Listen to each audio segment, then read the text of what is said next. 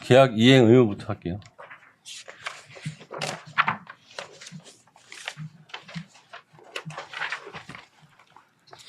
계약 이행 의무는 계약 당사자가 계약에 명시된 조건과 내용을 충실히 이행해야 할 법적 책임을 의미한다.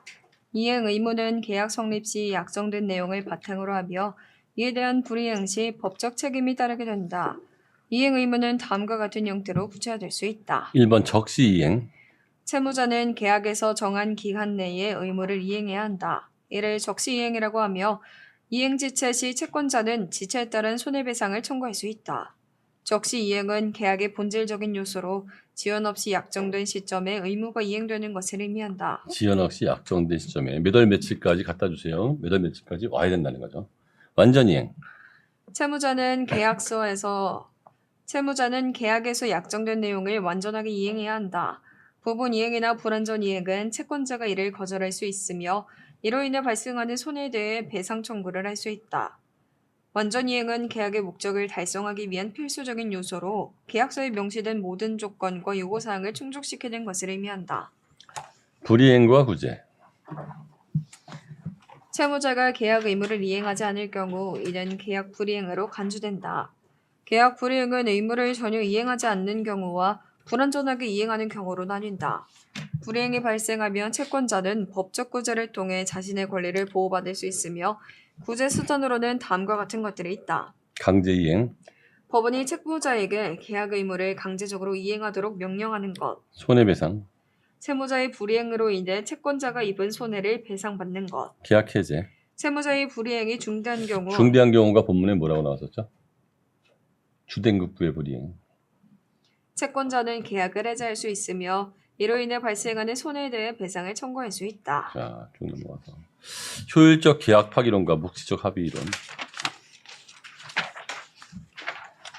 효율적 계약 파기론은 계약법에서 중요한 개념으로 계약의 파기가 경제적 효율성을 높이는 상황에서 정당화될 수 있다는 이론이다.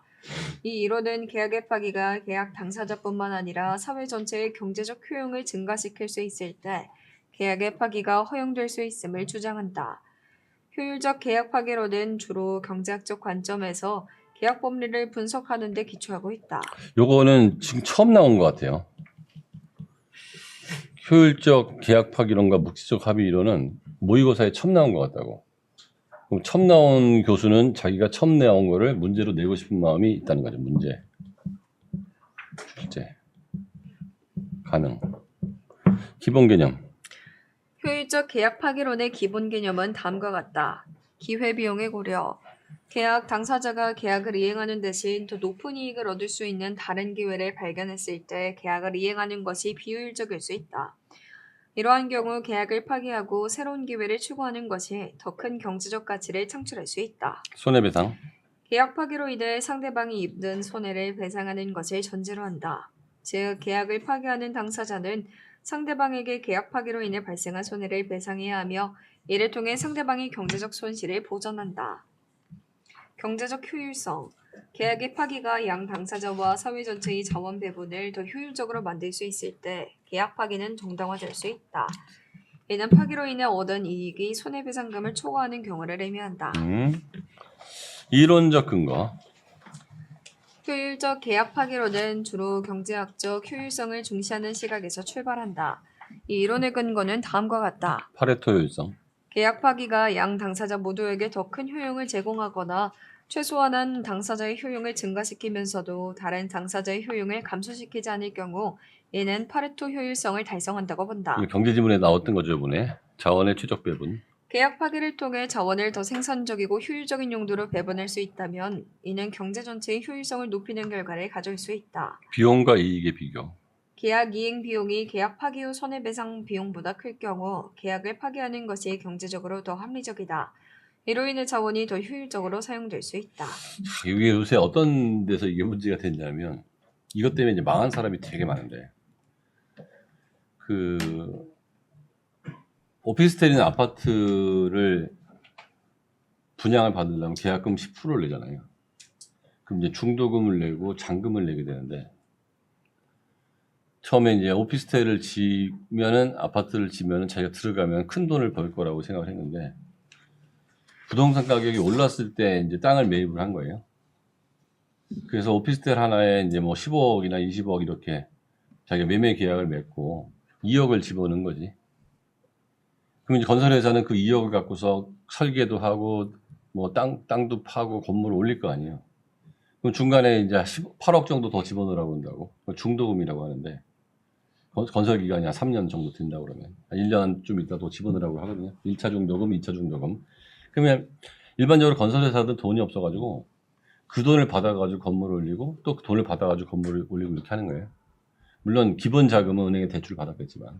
그래서 몇천억짜리 공사를 하는데 은행 자기 돈은 뭐 몇십억도 없고 다 은행 대출하고 이게 중도금 계약금으로 해서 이게 잘 맞아 떨어지면 스타트 한 100억 갖고 시작해서 한 5, 600억을 벌 수 있어서 아주 효율성이 굉장히 큰 시행 사업이라고 그러는데, 근데 이제 부동산 가격이 하락을 하니까 오피스텔이나 아파트 들어가려고 하는 사람이 이거 처음에 내가 들어갈 때는 한 20억쯤 할 줄 알았는데 이거 12억밖에 안 될 것 같네 라고 하면 나는 2억을 계약금을 넣어놨잖아요. 그럼 중도금까지 다 넣으려고 그러면 18억을 더 넣어야 되잖아. 근데 다 집어넣었을 때 내가 받을 수 있는 아파트 가격이 12억이라고 그러면 8억을 손해보는 거잖아요. 그럼 지금 2억을 날려버리면 2억 손해보는 거에서 땡치잖아요. 그래서 계약 파기해버리고 2억을 손해보면서 중도금을 안 집어넣는 거지. 그럼 건설회사 같은 경우는 그 돈을 받아 건물을 올리는데 그 돈을 받아서 건물을 못 올리게 되지. 그러면 공사대금을 못 주잖아요. 그러면 뭘 실행한다고 그러면? 공사회사는? 그때는 하는 게 유치권이죠. 저번에 배웠던 유치권을 행사하는 거야. 대금 내놔라. 그래가지고 지금 건물 짓다가 중단한 건물들이 서울시에 엄청 많아요. 요 앞에 있는 그 오피스텔도 이제 올라가는데 저것도 1년 이상 유치권 행사하고 있었어요. 왜냐하면 공사를 실행해봤자 거기 있는 오피스텔을 다 분양해도 내가 손해볼 것 같으면 그냥 중단해버리는 거거든요. 그렇게 해서 이제 그 계약 이행자 입장에서는 18억을 안 내고 여기서 내가 앞으로 얻을 이익을 비교했을 때 이거를 없애버리는 게, 계약을 파기하는 게 자기한테 이익이 될 거라고 생각하는 거, 그런 걸 말하는 거야 이게. 그러면 원래 강제 이행이니까 너 무조건 이행해라고 얘기해야 될 텐데 이 사람은 계약금 이걸 포기하고 이행을 안 할 수 있다는 거죠. 묵시적 합의 이론의 연계. 묵시적 합의 이론은 당사자 간의 명시적 의사 표시 없이 그들의 행위나 상황으로부터 추론되는 합의를 의미한다. 묵시적 합의 이론은 효율적 계약 파기론을 지지하는 데 중요한 역할을 한다. 묵시적 합의 이론에 따르면 계약의 내용은 계약서에 기재된 명시적 방법뿐만 아니라 묵시적인 방법으로도 결정해질 수 있다. 따라서 대부분의 계약에는 채무자에게 선택 가능성을 부여하는 내용이 포함된 것으로 해석될 수 있다. 채무자가 계약을 이행하는 대신 손해배상만 하고 계약을 파기할 수 있다는 가능성을 의미한다. 밑줄. 채무자가 계약 내용에 따른 이행 대신 손해배상을 하는 것은 계약 위반이 아니라 계약 준수라고 본다. 여기 핵심입니다. 계약 위반이 아니고 그것도 또 다른 계약 준수라는 거죠. 채무자가 손해배상만 하고 채무의 이행을 거절하는 것도 계약 이행에 해당하므로 법적으로나 도덕적으로 문제가 되지 않는다는 것이다. 넘어가서 법적 적용과 논의. 효율적 계약 파기론은 법적 적용에 있어서 여러 논쟁점을 가지고 있다. 주요 논의는 다음과 같다. 도덕적 관점. 일부 법학자들은 계약의 신성성과 신뢰를 중시하며 계약 파기를 경제적 이유로 정당화하는 것이 계약의 본질을 훼손한다고 주장한다. 이들은 계약의 파기는 신뢰와 약속의 문제로 경제적 효율성만으로는 정당화될 수 없다고 본다. 법적 보호. 효율적 계약 파기론이 적용될 경우 법적 시스템은 손해배상 제도를 통해 피해자를 보호해야 한다. 이는 피해자가 계약 파기로 인한 손실을 충분히 보상받을 수 있도록 하는 것을 의미한다. 사회적 영향. 계약 파기가 빈번해질 경우 이는 사회 전체의 계약 신뢰성을 저하시키고 장기적으로는 경제적 불안정을 초래할 수 있다는 우려가 있다. 따라서 효율적 계약 파기론은 신중하게 적용돼야 한다. 자, 넘어가서 급부, 주된 급부와 부수적 급부. 주된 급부는 채권자가 채권을 행사하여 실현하고자 하는 이익 그 자체를 제공하는 행위로 계약의 목적에 해당한다. 이는 계약의 본질적 요소로서 채권자가 기대하는 주된 이익을 실현하기 위한 행위다. 예컨대 금전 대출 계약에서 채무자가 대출받은 돈을 갚는 행위는 주된급부에 해당한다. 주된급부는 계약의 핵심 내용을 이루며 이행되지 않을 경우 계약 불이행으로 간주되어 법적 책임이 발생한다. 부수적 급부. 부수적 급부는 주된 급부로부터 채권자가 이익을 얻기 위해 필요한 부수적인 행위를 의미한다. 이는 계약의 목적을 달성하기 위해 필요하지만 주된 급부에 부수하는 행위로 주된 급부에 부수하는 행위. 사회 통념에 의해 인정되거나 계약서에 명시되지 않은 경우도 있다. 예컨대 전자제품 매매 계약서, 전자제품의 배송은 주된 급부에 해당하지만 사용 방법 설명 등은 부수적 급부에 해당한다. 자, 이제 보호 의무 우리 책에서 나왔었죠? 보호 의무 볼게요. 보호 의무는 채권자와 채무자 간의 계약 관계에서 채무자가 채권자의 생명, 신체, 재산 등의 법익을 침해하지 않도록 보호해야 하는 부수적 의무를 의미한다. 자, 계약 관계에서 채무자가 채권자의 생명, 신체, 재산의 법익을 침해하지 않고 보호해야 되는 부수적 의무. 보호 의무의 개념. 보호 의무란 채권자와 채무자가 일정한 사회적 접촉 또는 특별한 결합 관계에 들어섰을 때 채무자가 채권자의 생명, 신체, 재산 등 이행 이익과 무관한 일체의 다른 법익을 침해하지 않도록 하는 의무를 말한다. 이는 채무자가 계약의 이행 과정에서 채권자의 법익을 보호하는 것을 목적으로 하며 계약상 의무로서 인정될 수 있다. 보호 의무의 법적 근거. 대법원은 친위 책상 부수 의무로서 신의 측은 신의성실이라는 약자예요. 신의성실 의무. 계약 상대방의 생명, 신체, 건강, 재산 등을 해치는 일이 없도록 필요한 조치를 강구해야 할 보호 의무의 개념을 인정하고 있다. 그러나 보호 의무를 계약상 의무로 인정할 것인지 여부는 다소 불명확하다. 보호 의무를 계약상 의무에 포함시키면 그 위반 시 채무불이행 책임을 물을 수 있으나 이를 부정하는 경우 불법 행위 책임이 문제될 뿐이다. 이 두 줄 설명해 볼 사람. 나경아, 이게 무슨 말이야?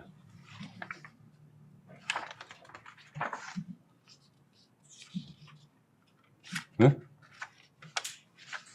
태훈아, 무슨 말이야?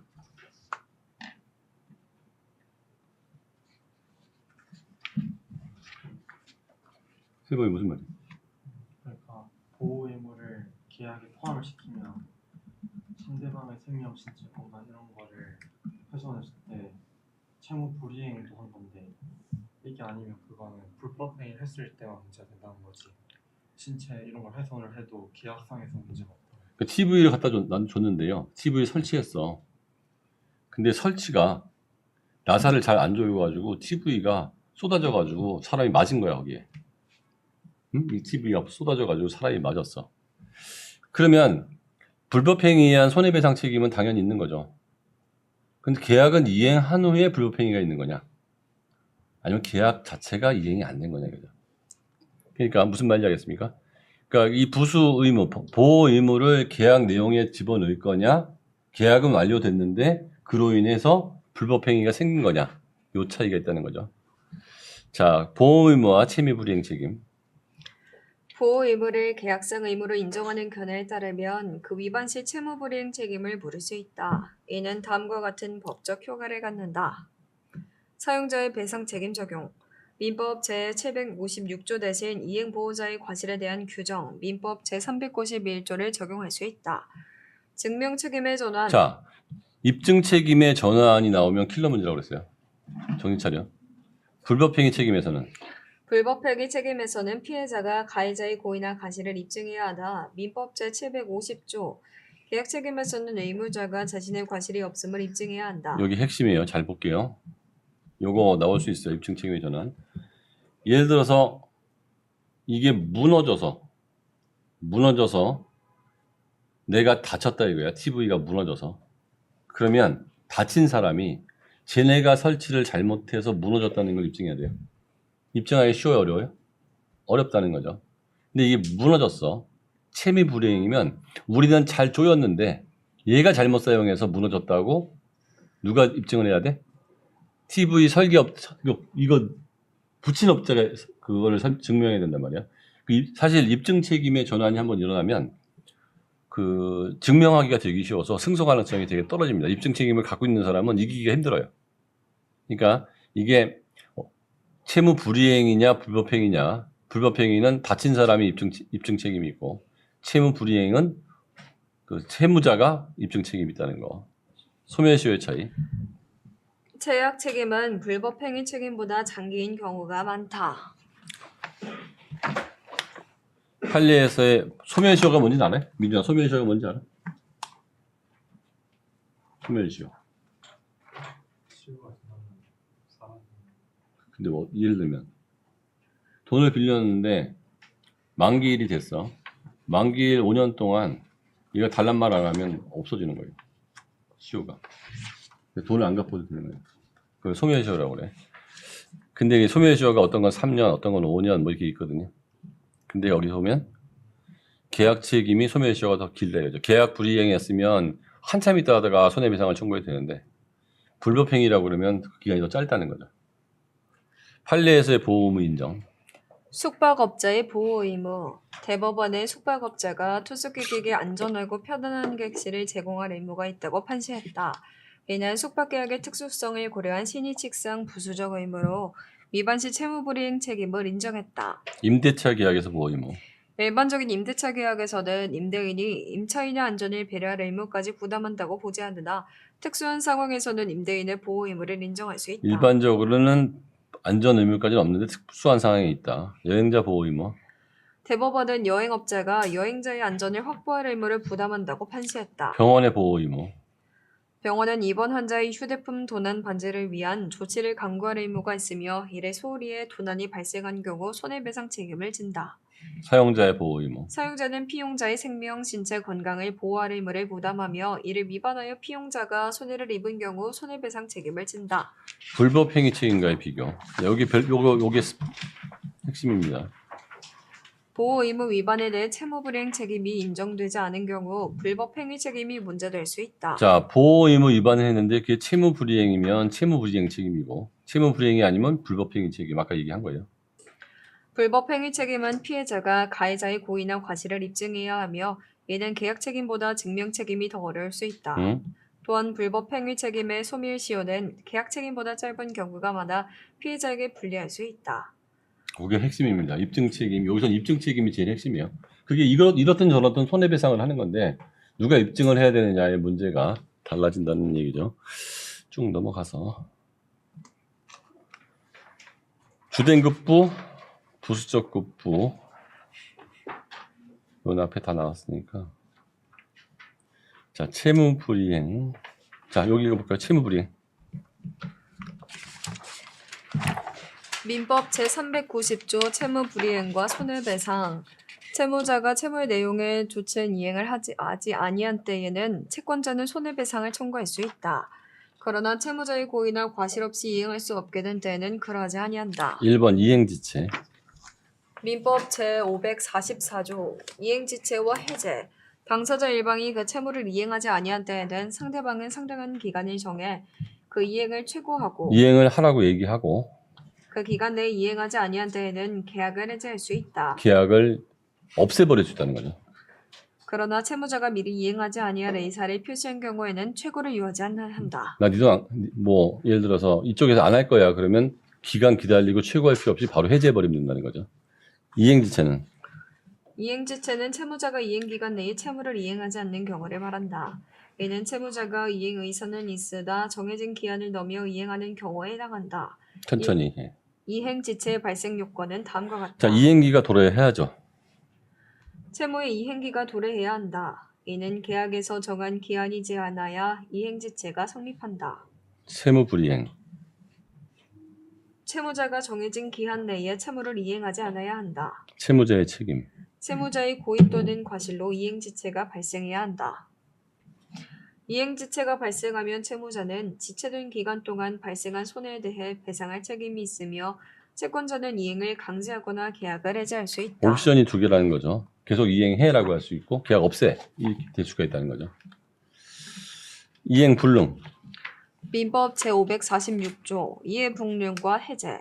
채무자의 책임 있는 사유로 이행이 불능하게 된 때에는 채권자는 계약을 해제할 수 있다. 그러니까 어떤 그 그림을 나한테 팔기로 했는데 그림이 불타버렸어요. 그럼 이행 불능이죠. 그래서 이행 불능은 채무자가 채무를 이행할 수 없는 상태를 말한다. 이는 채무 자체가 이행될 수 없는 경우를 포함하며 물리적, 법적, 경제적 이유로 인해 발생할 수 있다. 이해 불능의 유형은 다음과 같다. 객관적 이해 불능. 채무자의 능력과 무관하게 채무 자체가 이행될 수 없는 경우다. 예를 들어 판매하려던 물건이 불가항력적인 재해로 파괴된 경우다. 주관적 이행 불능. 채무자의 개인적 사유로 인해 채무를 이행할 수 없는 경우다. 예를 들어 채무자의 사망이나 파산 등이 해당된다. 이행불능이 발생하면 채무자는 손해배상 책임을 지며 채권자는 계약을 해제하고 손해배상을 청구할 수 있다. 불완전 이행. 불완전 이행은 채무자가 채무를 이행했으나 이행의 내용이나 방식이 계약에서 정한 바와 일치하지 않는 경우를 말한다. 이는 부분적인 이행이나 불완전한 이행을 포함한다. 불완전 이행의 주요 요건은 다음과 같다. 이행은 일단 있다 이거죠. 채무자가 어느 정도 채무를 이행하였음을 전제로 한다. 불완전성. 이행의 내용이나 방식이 계약에서 정한 바와 일치하지 않아야 한다. 예를 들어 질이 낮은 물품을 공급하는 경우다. 불완전 이행이 발생하면 채권자는 이행 보완, 보완을 요구하거나 손해배상, 손해배상을 청구할 수 있다. 계약 경우에 해제. 따르는 계약을 해제할 수도 있다. 자, 손해배상 아까 얘기했고, 이행 강제가 뭔지 알겠고, 계약 해제. 세 가지 있었고, 채무 불이행으로 인한 손해배상. 채무- 손해배상의 요건. 채무 불이행으로 인한 손해배상 청구가 인정되기 위해서는 다음과 같은 요건이 충족되어야 한다. 일단 채무 불이행이 있어야겠죠. 두 번째는 채무자의 규책 사유, 고의나 과실이 있어야 돼. 손해가 발생해야 돼. 인과관계가 있어야 돼. 이해됐죠? 어렵지 않아요? 손해의 범위, 소극적 손해, 적극적 손해, 위자료, 산정 방법, 손해배상의 방법, 제한, 해제권 한번 읽어볼게요.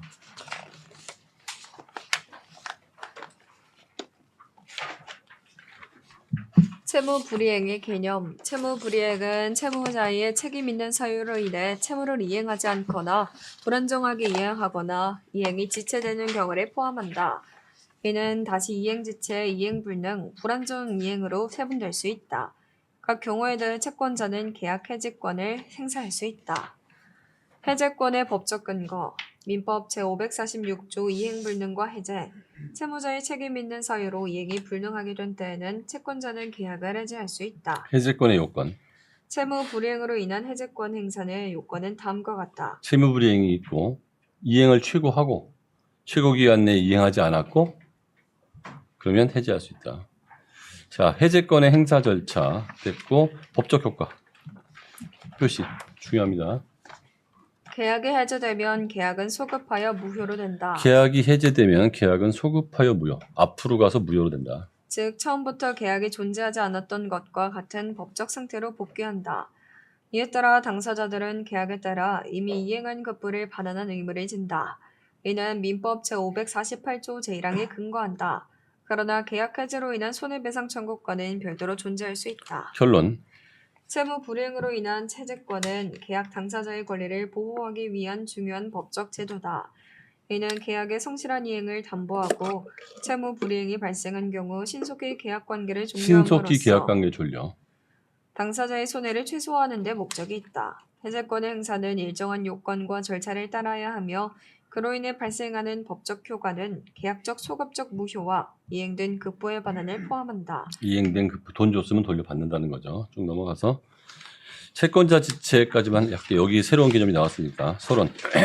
채권자 지체는 채무자가 자신의 채무를 이행할 준비를 갖추었음에도 불구하고 채권자가 이를 수령하지 않거나 이행을 방해하는 경우를 의미한다. 돈 주려고 그러는데 전화 안 받는 경우. 그런 경우. 이는 채무자가 이행을 제공함에 있어 채권자의 협력이 필요할 때 발생할 수 있으며 민법에서 규정하는 중요한 법적 개념 중 하나다. 채권자 지체는 채무자가 이행할 준비를 마쳤으나 채권자가 정당한 이유 없이 이를 수령하지 않거나 수령할 준비를 하지 않거나 기타 방법으로 이행을 방해하는 경우를 말한다. 채권자 지체 발생 요건, 채무자 이행 제공. 채무자가 계약에 따른 의무를 이행할 준비를 마치고 이를 실제로 제공했거나 제공하려고 시도했을 것. 채권자의 수령 거부 및 방해. 채권자가 정당한 이유 없이 이행의 수령을 거부하거나 이행을 방해하는 행위를 했을 것. 채무자의 이행 준비 완료. 채무자가 이행을 위해 필요한 모든 준비를 완료했을 것. 채무자의 이행 의사 표명. 채무자가 이행의 의사를 명확히 표명했을 것. 법적 효과. 채권자 지체가 발생하면 다음과 같은 법적 효과가 나타난다. 채무자의 책임 면제. 채권자 지체가 발생한 경우 채무자는 그 이후 발생하는 불이행에 대한 책임을 면제받는다. 예를 들어서 물건을 배달시켰는데 아무리 눌러도 배를 눌러도 사람이 안 나와. 그런 경우 이제 받을 사람이 나와야 될 거 아니야. 그럼 놓고 가는데 누가 가져갔어. 어쩔 수 없다 이거죠. 채무 불이행 책임이 뭔지. 채권자 지체 중에는 채무자는 고의 또는 중대한 과실이 없는 한 불이행으로 인한 모든 책임이 면제된다. 이자 지급 의무 면제. 채권자 지체가 발생한 경우 비록 이자 있는 채권일지라도 채무자는 그 기간 동안 이자를 지급할 의무가 없다. 갚을 날이 돼가지고 카톡으로 보냈어. 계좌번호 보내주세요. 그랬더니 하하하 이런 거 보내준 거죠. 아니 계좌번호 보내달라니까요. 글쎄 뭐 이렇게 하면은 이제 얘는 이행을 못한 거잖아요. 그러면 이행기 이후에는 지연이자가 붙는데 그 이자 안 줘도 된다는 얘기죠. 보관 및 변제 비용 부담. 채권자 지체로 인해 목적물의 보관 또는 변제 비용이 증가한 경우 그 증가된 비용은 채권자가 부담한다. 뭐 창고에다가 보관해가지고 창고 비용이 들어가면 그건 채권자가 부담한다. 이행 불가능 시 상대방의 이행 청구.